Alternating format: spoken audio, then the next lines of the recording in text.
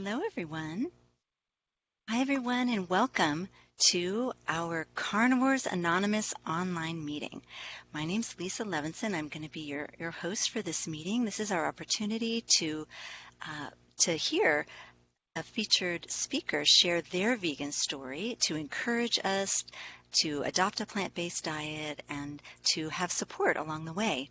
So this is a program of In Defense of Animals, and we put this together for everyone so that you could have support and have a place to reach out and get feedback from other people about your vegan journey, if whether you're curious or whether you're on the journey for a while, to have mentorship and connection with others, just like you. So today, I'm very excited to introduce you to our special guest. Her name is JoAnn Farb, and she is a former microbiologist and the author of Compassionate Souls, Raising the Next Generation to Change the World, one of the very first vegan parenting books. She is a national speaker and a publisher of Feast Lawrence, the newsletter. JoAnn uses big picture holistic thinking to connect social justice with environmental sustainability and health. She and her husband live in Kansas and have two grown lifelong vegan daughters. You can learn more about JoAnn at her website, JoAnnFarb.com. I'll type that in the chat box, and that's JoAnn and then FARB.com. And also we'll discuss, this is a 12-step program that we have, and we'll discuss step 4, which is self-examination with our group today. So without any further ado, I'd like to welcome JoAnn. How are you today, JoAnn? Hi, Lisa. Very good. Thank you. Oh, yay. It's so nice to have you here. It's really a special treat. I know your expertise is sought out by many, and I know you're busily planning this Earth Day festival, so we're very fortunate to have you with us today. Well, thank you. I appreciate being invited to be here. Yeah, so we're curious to hear your vegan struggles and also your vegan challenges and the wonderful ways that you overcame all of that to be the resource that you are today for all of us vegans and pre-vegans. So I was, as you said, I was a microbiologist, and I was working in the pharmaceutical industry when I was able to see for the first time how my food choices were driving some really horrific things in the world. And, I loved my job. It was the best job I'd ever had up to that point. I loved the people I worked with. I loved the travel and the benefits and the pay and the training. And it felt like a really important job to me at the time. But part of my job had me touring and consulting with pharmaceutical manufacturing plants, lab animal testing facilities, and factory farms. And after I was in these places, I was able to start connecting the dots. And when I realized that my food choices were what was driving the horrific things I was seeing, I felt I had no choice but to become a vegan. Now, this was the early 1990s, and I had never actually met a vegan in real life at that point. But at the same time I was seeing these things, my father, who had always seemed so strong and healthy to me, began to have really bad angina. And when he went to the doctor, they told him he was a prime candidate for a heart attack. He had 3 blocked arteries, and they wanted to do immediate bypass. And to his credit, my dad started doing some research, and he found out that his risk of dying from the things the doctors wanted to do to prevent a heart attack at that point were not that much different than his risk of dying from doing nothing. And he heard about an institute out in California that was training people in how to eat a whole food plant-based diet. And he decided to go out there. And I, at the time, so I was not yet vegan when this started happening to my father, but I was starting to see things. And I was terrified at what he was doing because I thought what the doctors wanted to do was obviously the only option he should be considering. But he didn't listen to me. He decided to do his own thing. He went out there, and 2 weeks later, he came back absolutely evangelical about a whole food plant-based diet because he had brought his cholesterol down, his blood pressure down, and his angina had gone away. And he was back on the handball court, and he was so excited. And he found out about John Robbins' book, Diet for a New America. And he bought a case of these books. And I started reading them, and we started sharing them with people. And we both sort of became vegan together at the same time.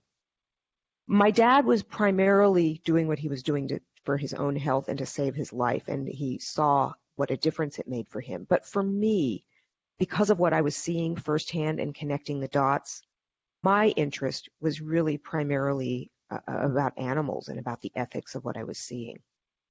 And so, but as you can imagine, the industry I was in was very, very scared of animal rights at that time. And it was animal rights was nothing like it is today. In fact, I didn't even know really what animal rights even meant. I had, as a teenager, volunteered with a local spay and neuter program in town, and I thought that was animal rights. And I needed to be quiet about the fact that I had done that and been involved in that, because I knew animal rights was like a bad thing to be or to talk about in the industry I was in. So anyway, I became this vegan, but I had to be a closet vegan. And because of what my dad had gone through, I discovered that I could just pretend this was all about health for me. And so that's what I did. And I did that for a few years until finally I just couldn't take it anymore. I was coming home crying many days, not at the job. I would keep it all in and come home, and it was just devastating to me what I was seeing and realizing that what I had been doing was driving all of that. So there came a point when I couldn't be the cog in the machine that was doing these things anymore. And by this time I had met my husband, who was not vegan at the time. I still didn't know a single other vegan in real life. And it didn't even occur to me that I could have a vegan husband. So I married my husband, Joe, and we wanted to start a family. And before we got married, though, I told him I needed to have a vegan home, and I needed to be able to raise my children vegan, and I needed him to support that. And that meant that he would have to set that example in front of our children all the time, too. And he agreed. It didn't occur to me to ask him to become vegan, and it didn't occur to him to do that at that point. So we were going along like this. I left the job. I got pregnant. And as soon as we found a midwife that we loved and we were all set to have a baby, she started telling me, and in fact, there were some doctors we had interviewed before that point too, and basically everybody was telling me, well, you don't want to hurt your baby. You really need to add some animal protein back during your pregnancy. And that really concerned me, because these were people who had a lot more experience with birth and pregnancy than I did. And so the first thing I did is I went right to the medical library. This is before we had internet. And I thought, let me just see what research I can find, because they were telling me this isn't safe. And there wasn't a lot at that point, but I did learn about a place, partly from, there was a paper I found at the medical library that showed the breast milk of vegans was actually a lot lower in environmental contaminants than the breast milk of women eating an omnivorous diet. And so that was encouraging to me. And then I discovered there had been an intentional vegan community down in Summertown, Tennessee called The Farm.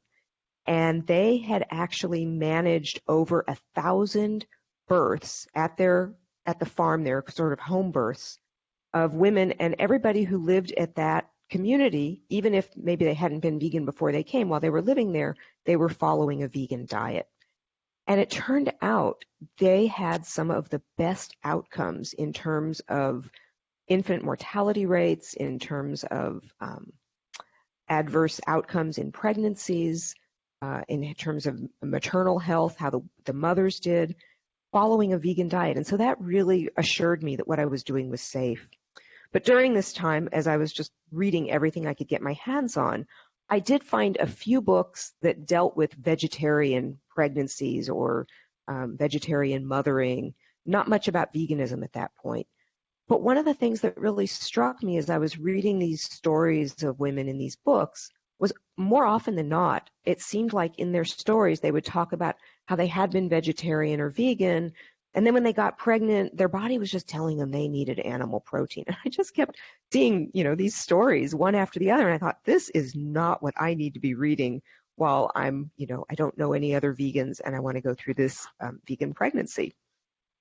So that was actually what inspired me to write my book after I got a little farther along in the process, Compassionate Souls, Raising the Next Generation to Change the World, because I wanted a book that talked about vegan pregnancy and birth and raising vegan children and wasn't putting doubt in people about, well, I didn't feel safe doing this, so I didn't keep it up. Like, that was not what I wanted to hear.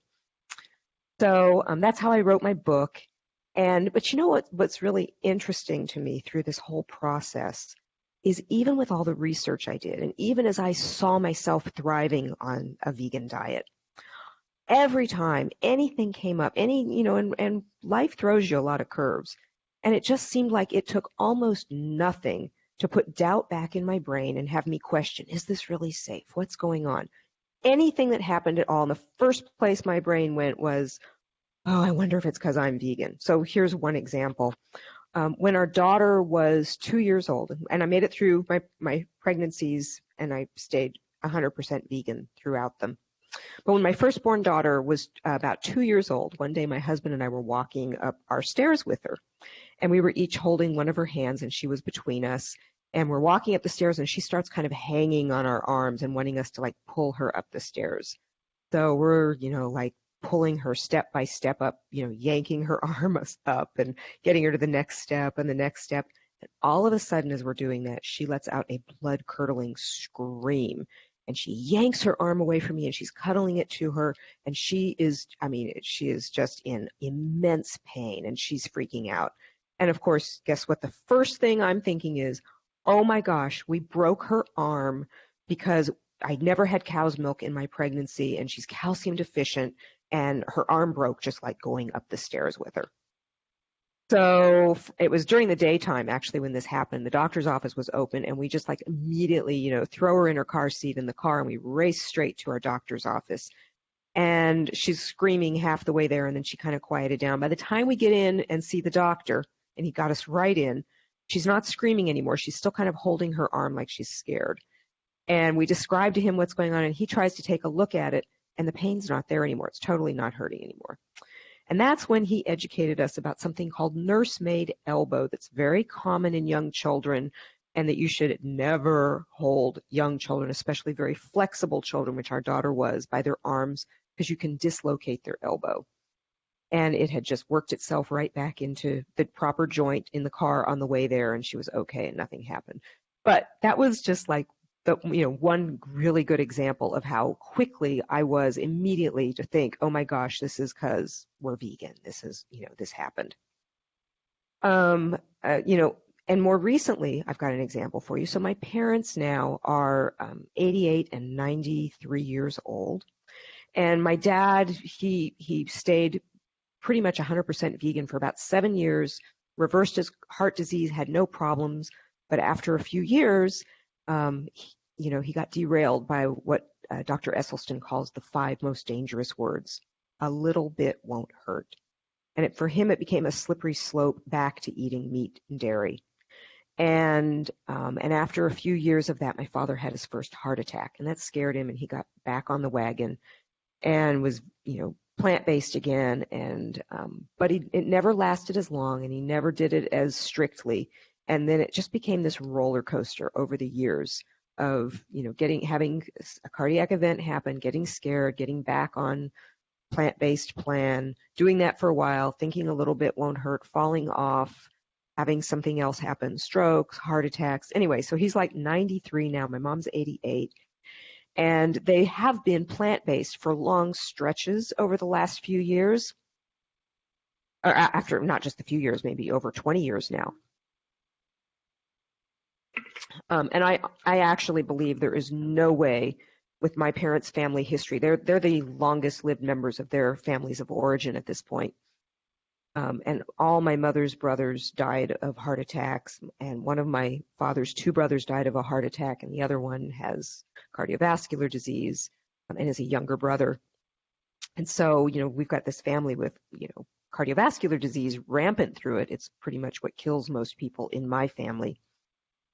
I believe my parents would not still be alive if they had not been, mostly plant-based for long stretches of time.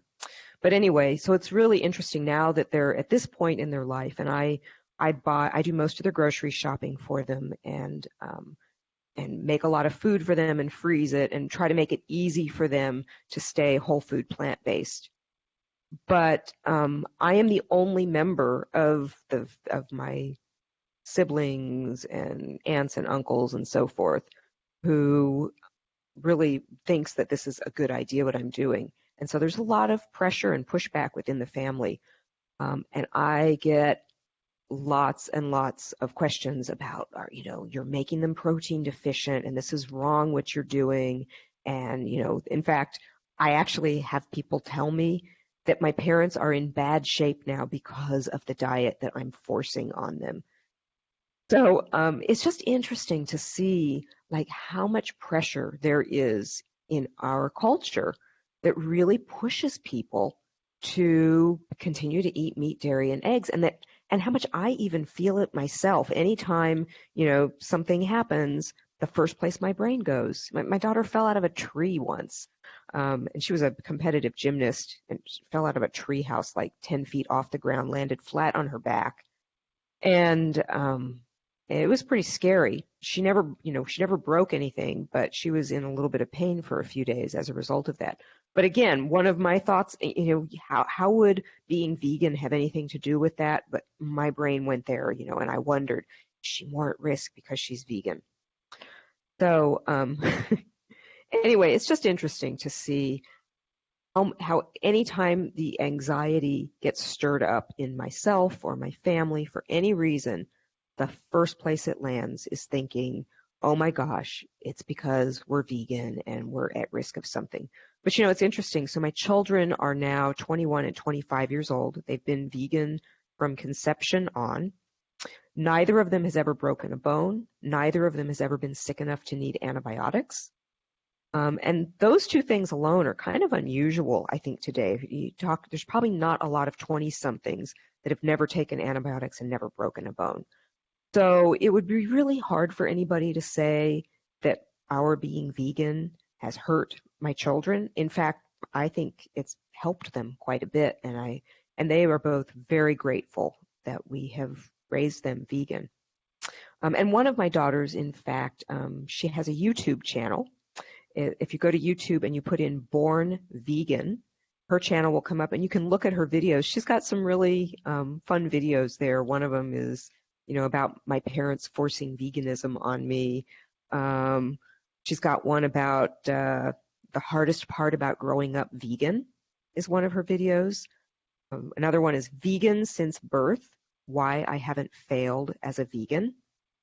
And so if people, want to hear from her directly what this has been like growing up in this little unusual family culture that we created, you can hear it straight from my daughter. So I guess that's basically my story. If anybody has any questions, or Lisa, if you want to ask me some questions, ask away. Yes, well, thank you so much for sharing your story with us, JoAnn. It's really fascinating to hear like some of the struggles that you overcame. And also, I wanted to hear a little bit about your gluten-free journey too, because I know there's like two parts to your story. Yeah. So, so there we go. So my second daughter, really from the day she was born, and she's the one who had like the great home birth, and it went really well, and she came out underwater, and she nursed readily right away, but almost immediately from the day she was born, something didn't seem right. She had this level of fussiness that our firstborn never had. And I will say, like, I had an enormous stress that had happened right leading up to her pregnancy, a pretty big trauma, which I think was probably a part of this. But in any event, she had this, something was going on with her, and I suspected it was something gastrointestinal, because when she would nurse, she would start to nurse and she would be really obviously enthusiastic about it. All of a sudden, she would just stop and arch her back and pull her legs up and throw her head back and scream. And I just always felt like something was coming through my milk that was bothering her, and I didn't have any idea what it was. And this was, way back before gluten was on anybody's radar. But at that point we were going to a lot of vegan conferences, and I knew a lot of vegan doctors and dietitians. And as we were trying to figure out what was going on with our daughter, and I tried different foods and I could never see anything that made a difference, I had this one friend who had had a similar thing with her child. And she kept telling me, maybe it's gluten, maybe it's gluten. And I didn't know at that point all the things that gluten were in. So when I cut out wheat bread and didn't see it making a big difference, because we were eating barley in our lentil soup and getting gluten from lots of other places, and I didn't know, I kind of gave up on it. But this friend kept pushing me, and I would talk to my doctor friends, and they'd be like, oh no, they said the whole preoccupation with gluten, that's part of this carb bashing and the anti-vegan stuff, and just ignore it. Gluten couldn't be causing your problem. So we kept going on like this for 8 years it took. And by that time, I was making my own bread, and I had not that long ago learned I could make it lighter and fluffier by adding in some extra gluten. I was grinding my own wheat berries, adding in extra gluten, and making 3 to 4 loaves a week that our family was eating, and we loved it. And my daughters, and so what started as fussiness as a baby had by toddler years become stomach aches that she would come running up to me and she would say, my tummy hurts. But it was never so bad that she couldn't go back to playing a few minutes later. But it was pretty constant. She was reporting to me all the time that her tummy was hurting. And we kept going back to the doctor, and he would look at her and he would say, she is fine and healthy. And he said, a lot of kids just somaticize emotional stuff, and she'll outgrow this. And by every measurement, she is fine and healthy. Don't worry about it. So this went on for years and years until, I started adding more and more gluten, and her stomach aches started getting worse. And then there was one night in particular, she was about 8 years old, and it was the middle of the night. We had gone to bed. Everything seemed fine. And I wake up to her hysterical cries, come into our bedroom. She's pressed her little face against mine, and in the darkness, I could just feel her desperation. And she was just hysterical. My tummy's hurting. My tummy's hurting. And if this hadn't been building so gradually from the time she was an infant, I probably would have just popped her right in the car and gone straight to the emergency room thinking it was appendicitis because it seemed that bad. But because it had really been this gradual escalation for so long, and we'd been to several other doctors too, and nobody thought anything was wrong. So I knew it was a continuation of that, but we didn't know what it was. And so after that night, I was like, okay, something really is going on. This is not just emotional stuff. She's not outgrowing it. And so we started looking for other doctors. We went to this other doctor, and again, he looked at her and said, she seems pretty fine. But as he was interviewing us and found out I was vegan, and then he said to me, he said, wait, she doesn't drink cow's milk? And I said, no. And he said, she's never had cow's milk? And I said, no, never. And his mouth dropped open, and he was like, oh, he said, well, she must have all kinds of nutritional deficiencies. Then he started running tests.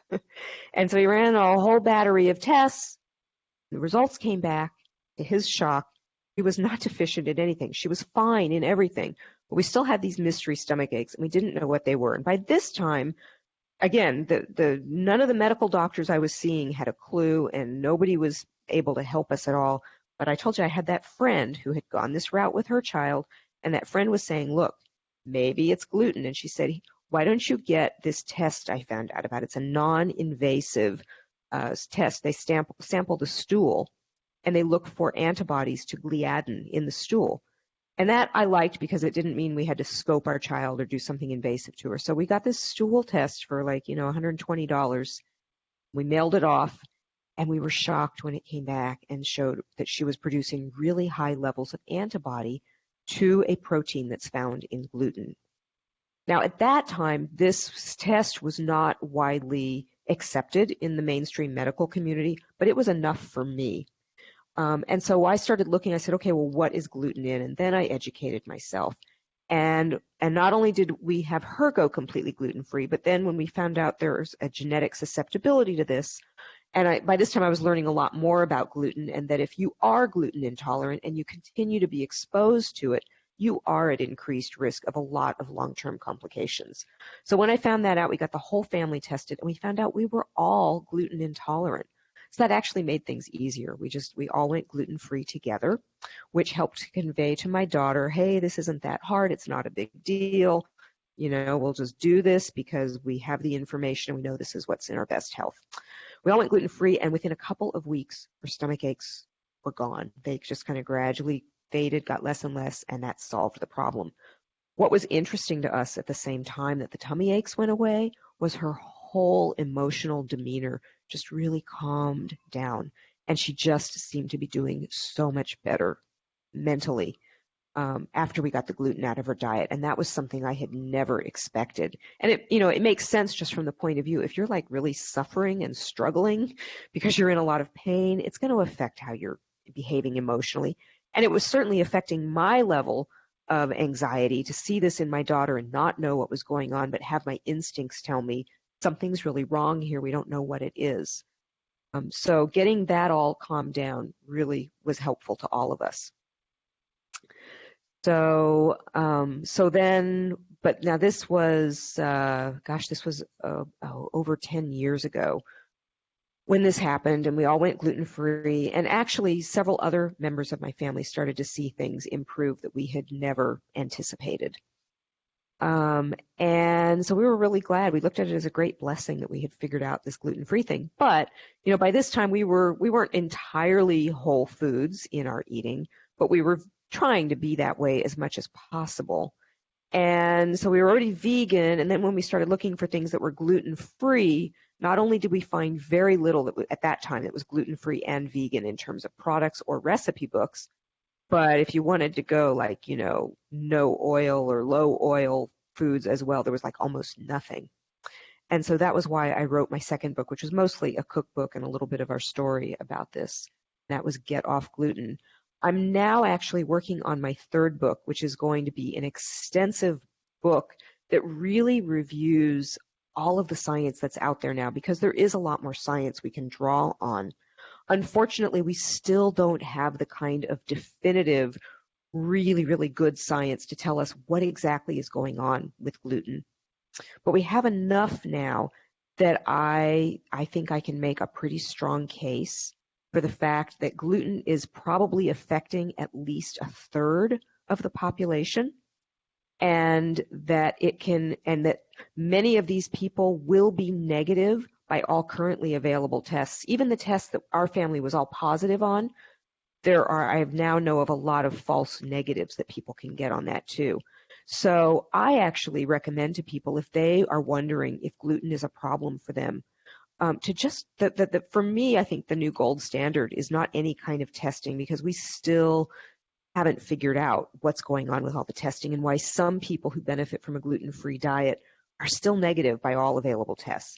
So I think the real gold standard now needs to be a trial run of a 100% gluten-free diet, and see if that makes a difference in the things that you're struggling with or wondering about. I think this is a really big issue for the vegan movement too, because over the years, as I've met people who've told me their stories about why they didn't make it as a vegan, they tried it and didn't do so well, or conversely, I've met people who say, hey, I tried a paleo diet or a keto diet or a low carb diet, and it was the best I've ever felt. All these things cleared up for me. I now know, after questioning these people as thoroughly as I have, those are red flags for gluten intolerance.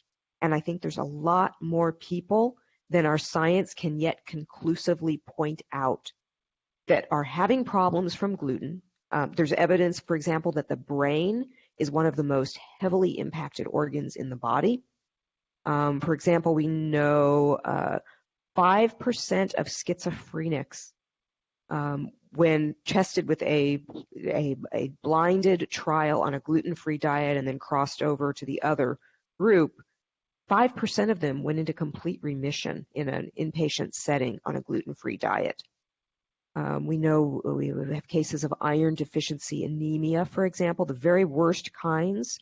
A clinic that specializes in treating people with iron deficiency anemia actually looked to see how many of these people were gluten intolerant, and using all known available tests, they did genetic testing, they did the antibody tests, blood antibody tests, they did colon biopsies, or not colon, small intestine biopsy, and so they looked at this and they found some of the people at this clinic. They took 100 consecutive people who came to the clinic with the worst anemia so bad that they could not keep their iron levels up without blood transfusions. So they were coming in every few weeks to get blood transfusions just to be able to function.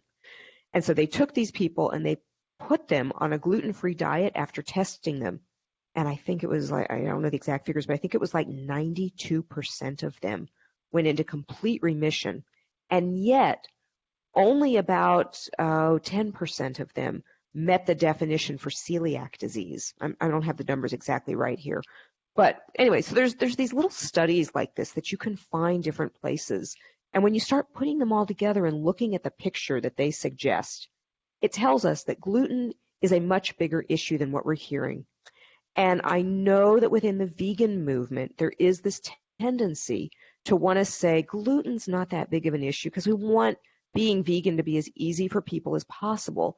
And we don't want to make it harder by saying, yeah, if you're going vegan, go gluten-free too. We don't want to, we tell people you can eat pasta, you can eat bread, you can eat these things if you want to go vegan.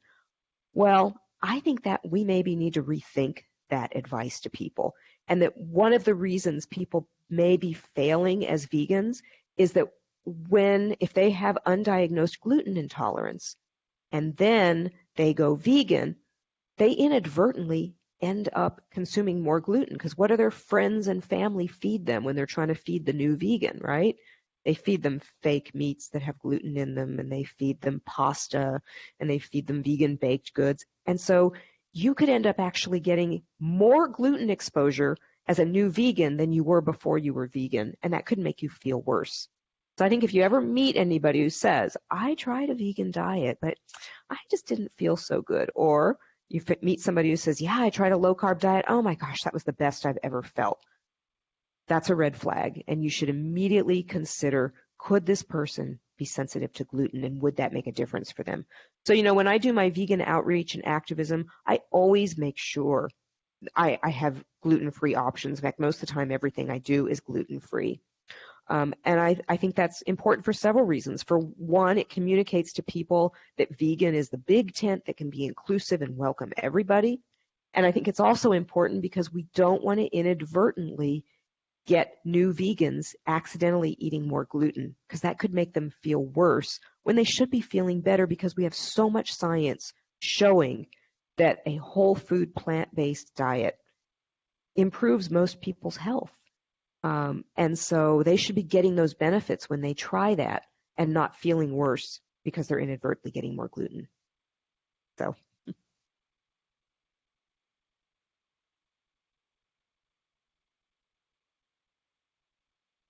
Great. Wow. Well, this is very, very interesting. I've learned so much from all of your facts and figures and your stories today. I'm wondering if you have any questions that people might ask you. What sorts of things, I know you do public presentations and you're very active in that way. Do people come to you and have a certain type of question that they always ask, like every time you do one of your lectures? No, I get different questions different times. But, one of the things that people do ask, especially when I had younger children, they would ask me all the time is, well, I don't think it's right to, force my values on my children. I want to let them pick and figure out what they think for themselves, and I don't want to unduly influence them. And this is something, especially, in more educated circles, I find a lot of parents actually hold this view that it's wrong to force our values on our children. And so I'd really like to kind of take this one on and share with people my perspective on it, because, we do not live in a values neutral world. There are so many powerful entities out there, corporations and people wanting to sell things and wanting to influence our children to be consumers of their products and to see things the way they want them to see things. The world's not values neutral. And so as parents, though, we have a unique position because we, more than anyone else on the planet, care about our child's psychological, emotional, and physical health and well-being and their development. And we, more than anybody, want to see them thrive and do well. And so if we are the only one in their life who's saying, well, I don't want to push my values, I don't want to unduly influence my children, when we have their best interest at heart, we should be trying to influence our children. And when I use the word force, I use it, with quotes around it, because it's not, if you're active in the civil rights movement and you're raising your children, are you forcing your values on them when you teach them that racism is wrong? That when you teach them it is wrong to cause harm to others? We don't say those people are forcing their values, right? If you teach your children to be respectful of people regardless of what their gender is, to be inclusive, are you forcing those values on them? So why is it any different if we raise them vegan and our value is to not exploit or cause harm to any being? Why is that suddenly by society singled out as forcing our values? I see it as no different than the others. And so I think it really is important as vegan parents that we make the case to our children. If this is something we believe in and we care about, from the very earliest time, even before my children were verbal, I was talking to them and saying things like, we're vegan. We love animals. We don't eat them. There are other people who don't know this information yet. They don't understand. They haven't seen the things I've seen, or they have things in their life that are making it hard for them to consider this right now. But someday, the world is going to understand this, and everybody will be vegan. That's what I was telling my children from a very young age. And as they grew, we added age-appropriate things to this. We'd be driving by a field, and I'd see mama cows nursing their babies, and I'd say, oh, look, they're nursing their babies just like I nurse you. They love their babies just like I love you. And so we were just always planting seeds with them all along and telling them why we believed what we did, why we did what we did. And then at some point, when we felt that they were ready, we actually gave them their food choices. We did this whole ritual about turning over their food choices to them. And so that then they could tell their friends when, it'd be my older daughter, she talks about being in a gymnastics meet and getting little goodie bags with stuff in it that wasn't vegan. And her friends would be sitting there and they go, oh yeah, you can't eat this, can you? Because you're vegan. And she'd look at them and she'd say, oh no. She'd say, I can eat that if I choose. She said, I have my own food choices, but I don't want to eat it. It's not my choice. And so it really, really let her own her veganism at a very young age. But even as we did that, she knew our values about veganism were so strong that even though she had the right to choose what she wanted away from home, our home still fit our values and our rules. We do not allow anything non-vegan in our home, just as we wouldn't allow somebody to bring pornography into our home. Or, there's boundaries around what people can bring into our home. We can't control what's out in the rest of the world, but we do set the rules for our home. So that was always the case, but she could choose what she wanted elsewhere, and our children have always chosen vegan. Wow, you are such an incredible inspiration, JoAnn. I am so grateful to you for sharing your vegan story and all of the amazing lessons that you learned along the way, and especially for sharing how your vegan values have shaped your lives and also about how it helps you with parenting in general with your children. So it's really a delight. And I have just to see if anybody has any questions for JoAnn, you can ask them on the live feed that we're doing on our Carnivores Anonymous Facebook Live, or if you're with us in the interview here, you can ask them directly, or you can reach out to JoAnn herself. She's actually, her website it's joannfarb.com, and I posted that in the notes here for the live stream and also in the webinar. So it's really such a treat to have you here tonight, and I'm so grateful to you. Really, it's very exciting, and I look forward to just staying posted on what you're doing. You're doing so many things. Would you like to share a little bit more about any activities you're doing coming up?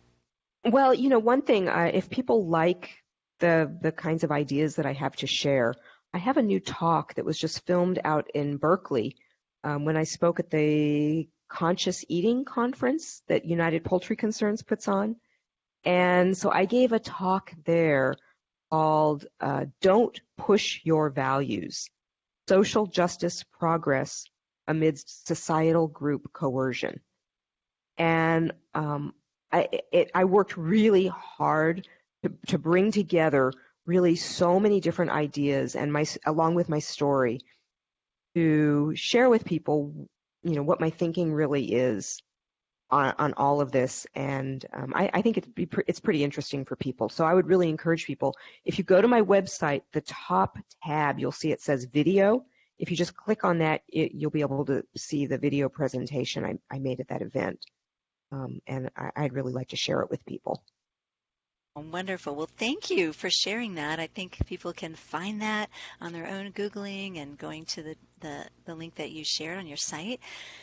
So for anyone who's joining us, this is our Carnivores Anonymous online meeting put together by In Defense of Animals, and it's our effort to help people who want to adopt a plant-based lifestyle, to provide support, such as these speaker meetings where people can have an opportunity to hear the struggles, the ups and downs of what happened when they made that transition, and to see how they're thriving today. And JoAnn, your description of your children is so encouraging, and we know that they're thriving today, and to even hear that it's natural to have some questions or concerns along the way. But today, people can reach out and find some resources so they know they're not alone. They can reach out to you and ask some of these questions and reach out to Carnivores Anonymous for support as well. So I Thank want you. to take a moment and thank you so much for joining us. And for everyone else, please do catch up with us on our Carnivores Anonymous Facebook page, or you can check out carnivoresanonymous.org. It's been a lovely opportunity to share this evening with you, and I hope you all have a wonderful evening too. Take care. Good night. Thank you, Lisa. Thank you, JoAnn.